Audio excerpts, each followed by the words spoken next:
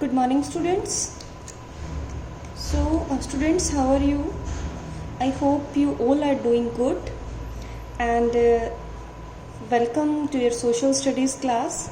And today we are going to start the last topic of our chapter, that is decentralization in India. Okay, this is the last topic of second chapter. Our chapter name is federalism. So students, in our last lecture we have discussed about that how federalism is practiced in India, and now we will discuss about the decentralization in India. Okay, so decentralization in India, decentralization means distribution of powers. Okay, यहाँ पे हम दो aspects पढ़ते हैं, one is your centralization and second one is your decentralization. Okay, देखिए centralization होता है जब जहाँ पे बहुत सारी पावर्स एक जगह आकर इकट्ठी हो जाती हैं और एक जो मेन पर्सन रहता है उसी के हाथ में सारी पावर्स अक्यूमुलेट रहती हैं. ठीक है, यानी जो मेन डिसीजन मेकर होगा या डिसीजन टेकर होगा वो एक ही पर्सन होगा, और जो ये बाकी के सारे लोग होंगे इनके पास ये राइट्स नहीं होंगे कि ये किसी भी तरह का डिसीजन ले सके. क्लियर? सेंट्रलाइजेशन यानी accumulation of powers in one place और इन वन हैंड, यानी जहाँ पे सारी पावर्स आकर एक हाथ में या एक जगह पे इकट्ठी हो जाती हैं उसे हम क्या कहते हैं? सेंट्रलाइजेशन कहते हैं. फॉर एग्जाम्पल जो डिक्टेटरशिप है वो क्या है? एग्जाम्पल है किसका? सेंट्रलाइजेशन का. डिक्टेटरशिप आपको पता है ना आज के टाइम में कहाँ पे है? नॉर्थ कोरिया में. किम योंग के बारे में आपने सुना होगा, वो वहाँ का डिक्टेटर है. कहाँ का? नॉर्थ कोरिया का. ठीक है, उसने वहाँ पे किसी को भी पावर्स नहीं दिए हैं कि उसके अगेंस्ट कोई डिसीजन ले, कोई अपोजिशन पार्टी नहीं है, कोई उसे अपोज करने वाला नहीं है. ठीक है, सारे जो डिसीजंस है that were totally taken by Kim Yong. Clear? Now we will talk about the decentralization. Decentralization means distribution of power.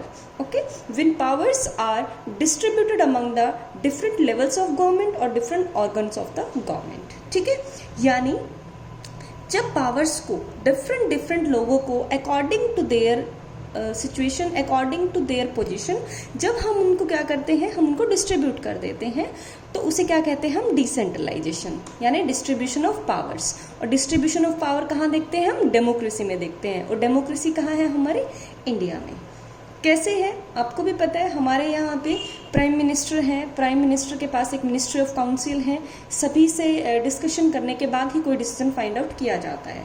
ठीक है, साथ के साथ में हमारे पास एक अपोजिशन पार्टी है, एक रूलिंग पार्टी है, जिससे कभी भी जो रूलिंग पार्टी है वो डिक्टेटरशिप के फॉर्म में आगे काम नहीं कर पाती है. ठीक है, सो ये था हमारा सेंट्रलाइजेशन और डिसेंट्रलाइजेशन. आई होप आप सभी को समझ में आ गया होगा. अब हम बात करते हैं कि डिसेंट्रलाइजेशन इन इंडिया, यानी इन पावर्स को, इसको अगर हम हमारे इंडिया के अंदर इम्प्लीमेंट करें, सो डिसेंट्रलाइजेशन को हम इम्प्लीमेंट कैसे करेंगे? क्लियर? अब सबसे पहले एक चीज और आएगी, मैं आपको डिसेंट्रलाइजेशन समझाऊंगी. उससे पहले कि डिसेंट्रलाइजेशन की जरूरत क्यों होती है, वाई इट इज नीडेड.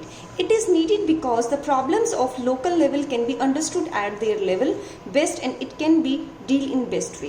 ठीक है, अब जो हम बात करते हैं कि इंडिया के अंदर डिसेंट्रलाइजेशन कैसे है, सो हम जो बात करते हैं कि पावर्स को लोकल लेवल पे, स्टेट लेवल पे डिवाइड किया गया, उनको दिया गया, तो इसकी ज़रूरत क्यों पड़ी?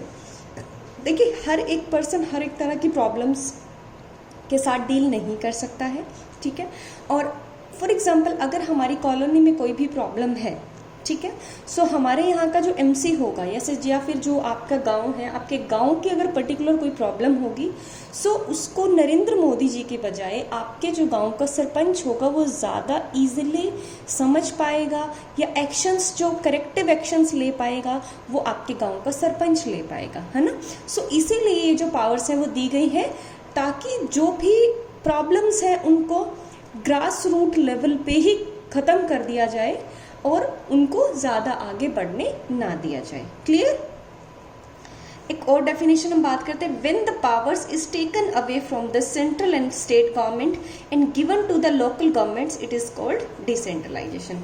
इंडिया के कंटेक्स्ट में हम डिसेंट्रलाइजेशन किसे कहेंगे कि जब जो सारी पावर किसी टाइम में सेंट्रल लेवल के पास में यूनियन गवर्नमेंट के हाथ में हुआ करती थी, आज वो पावर्स उनसे लेकर स्टेट गवर्नमेंट्स को उनके डिसीजन लेने के लिए और लोकल गवर्नमेंट्स को उनके डिसीजन लेने के लिए उनको दे दी गई है।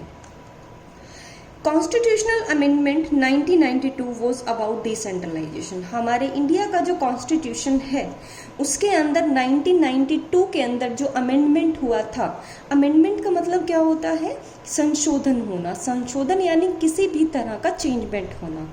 जब भी कॉन्स्टिट्यूशन के अंदर जो रूल्स बनाए गए हैं, जब उनमें लगता है कि वो रूल्स आज के टाइम में इम्प्लीमेंट नहीं हो सकते हैं या वो आज के टाइम के अकॉर्डिंग सूटेबल नहीं है, सो उनमें करंट सिचुएशन के अकॉर्डिंग चेंज किया जाता है, जिसे अमेंडमेंट का नाम दिया जाता है।